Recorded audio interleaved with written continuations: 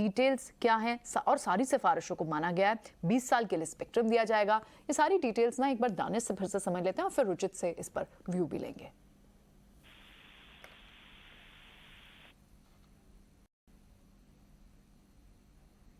ना देखिए, एक मेजर डेवलपमेंट में यूनियन कैबिनेट मीटिंग जो कल पीएम मोदी ने चेयर करी थी, कैबिनेट ने डीओटी के 5G ऑक्शन के प्रपोजल को अनुमति दे दी है।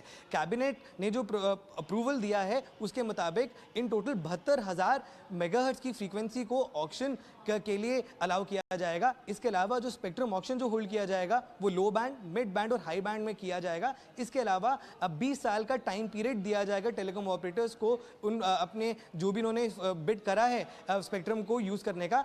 डीओटी ने जो अपना प्रपोजल भेजा था उसमें 30 साल का टाइम सजेस्ट किया था, लेकिन कैबिनेट ने टेलीकॉम ऑपरेटर्स को सिर्फ 20 साल का समय दिया है स्पेक्ट्रम को इस्तेमाल करने का। इसके अलावा एक बड़ी डेवलपमेंट आती है प्राइवेट 5G नेटवर्क को लेकर, क्योंकि यूनियन कैबिनेट ने प्राइवेट एंटरप्राइजेस को अनुमति दे दी है कि वो भी स्पेक्ट्रम ऑक्शंस में हिस्सा ले सकेंगे और अपना खुद एक 5G प्राइवेट नेटवर्क बना पाएंगे। और ये जो इशू था, ये टेलीकॉम ऑपरेटर्स नहीं चाहते थे कि प्राइवेट एंटरप्राइजेस को अलाउ किया जाए, अगर देखा जाए तो कैबिनेट ने प्राइवेट एंटरप्राइजेस को भी अलाउ कर दिया है। तो अगर हम देखें तो पहली बार ऐसा हुआ है कि जो टेलीकॉम ऑपरेटर्स हैं उनको 20 साल का समय दिया जाएगा जो भी उन्होंने स्पेक्ट्रम खरीदा है उसकी पेमेंट्स करने के लिए, और 10 साल के बाद जो टेलीकॉम ऑपरेटर्स हैं वो अपने स्पेक्ट्रम को सरेंडर भी कर सकते हैं। और डीओटी ने जो टाइमलाइन दिया है उसके मुताबिक 26 जुलाई को सरकार 5G ऑक्शन को होल्ड करेगी। तो ऑल इन ऑल अगर देखा जाए, जो बड़ी काफ़ी समय से अटकलें लगाई जा रही थी कि 5G कब देश में रियलिटी बनेगा, उसी के चलते कैबिनेट ने 5G ऑक्शंस को अप्रूवल दे दिया है और 26 जुलाई को 5G स्पेक्ट्रम ऑक्शंस को होल्ड किया जाएगा।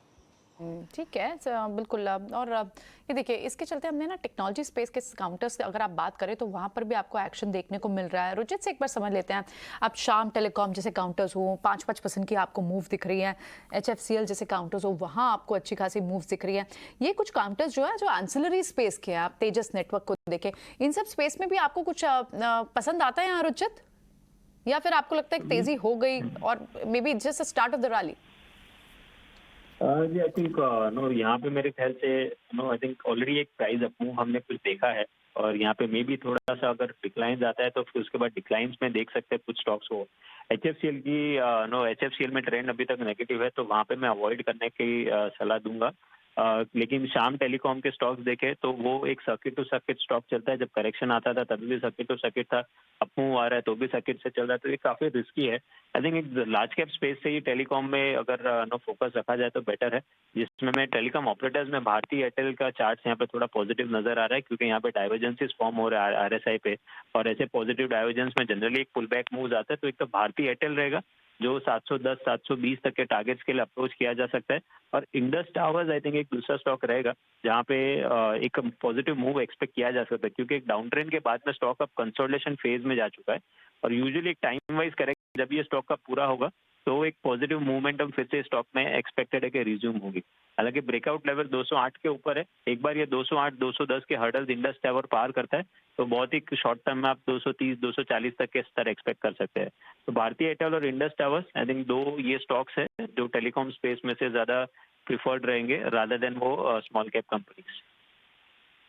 टेलीकॉम प्लेयर्स को बाय करने की सलाह दे रहे हैं, उनसे जुड़े हुए एंसिलरीज को बाय करने की सलाह फिलहाल नहीं दे रहे। फाइबर ऑप्टिक्स, हार्डवेयर, ये वाले काउंटर्स अभी रुचित को समझ नहीं आते हैं।